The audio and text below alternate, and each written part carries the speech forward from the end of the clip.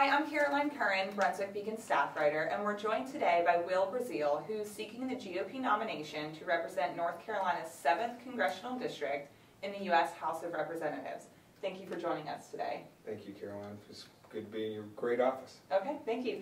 And first of all, you secured the GOP nomination to run for Congress in 2008. That's correct. And went on to be defeated by the incumbent Mike McIntyre in the general election. So this is your second time, your second shot, if you will, at Congress. Commercial airline pilot, major in the Army Reserves. That's right. Why are you going at it again? For the simple reason that Richard Burr is now our senator. If you look at the history of politics, it's very hard to defeat an incumbent for a couple reasons. The natural money advantages they have, the gerrymandering of the districts, and the number one reason is name recognition. I made a commitment when I ran in 2008, which we all know was a huge Obama year, which very few Republicans actually won other than on your local level here in Brunswick County. I made a commitment to my donors when they wrote me their hard-earned money that I would run twice if I did not win, because they knew the power of name recognition. Richard Burr, for instance, ran for Congress and for the first time, I believe, in 1992. Up in Winston-Salem. He lost to an 18-year Democrat incumbent. He then ran again the next year and won. There's many examples on that. Mike Pence, which you may or may not know, who's a congressman from Indiana, ran 3 times to win. It's very hard to defeat incumbents. Can you explain a little bit about what you did with your bonded term limit pledge? And I'm so excited about this. This is a 10-county district, very huge, 620,000 people that need a strong yet efficient government. In Pender County, a retired Air Force colonel who was my Pender County coordinator called me one day. He said, "Well, there's a new group called the Alliance for Bonded Term Limits, started by businessmen who are tired of our government selling out to lobbyists. Call them." And I called him. Mr. John Scavlara from Southern Pines, North Carolina, near Fayetteville, started this group with its nonpartisan nonprofit organization that looks for honest politicians, and they've been looking hard. And I'm glad they found me, and they humbled me so much to make me the first person running for office in the history of the United States ever to put my money where my mouth is when it comes to my term limit pledge. Okay. And you mentioned several times, your perspective and bringing new ideas, fresh ideas. Obviously, people are extremely concerned with the economy right now, healthcare. Obviously, there's so many national issues, but here in Brunswick County, you mentioned earlier off camera 2 really good points: the proposed state port in Southport, and of course, the issues that they're having potentially not bringing a VA facility here to Brunswick County. So, would you care to touch on either of those? Sure, and I hate we didn't get to them in the debate the other night because they're huge here.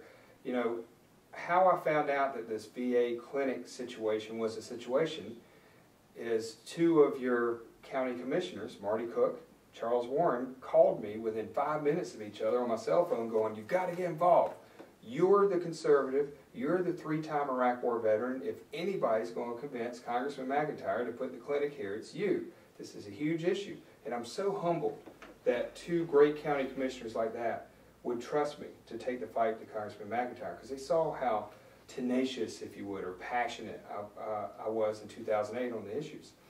And they know I receive VA health care benefits if I want them. I'm blessed enough to have a job where I can go to private doctors. Look, it pains me that federal employees would put their job before health care of our veterans. And that's what this conference was about today in supply.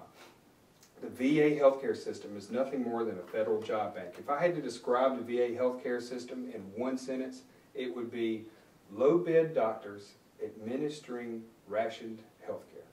And isn't that a shame that veterans would face that? Look, I have a simple solution. And what should be the solution in the short term should be cancellation of the $95 million project in Wilmington and locate it here, like Commissioner Bill Sue said today, for $4 to $5 million of renovation. Look at that savings, and look, we're in an empty hospital. It makes perfect sense. So why isn't it happening? If we really care about veterans, if we really care, we will privatize the VA healthcare system, allow veterans, if they're truly service-connected disability or they have some healthcare issues, to fall under the federal healthcare program for federal employees at no cost to the veteran, which is already highly negotiated with physicians, and let them choose a physician here in Charlotte, or in Ocean Isle, or in Calabash, instead of dishonoring them and saying, if you want to x-ray, you got to drive to Fayetteville. How terrible is that?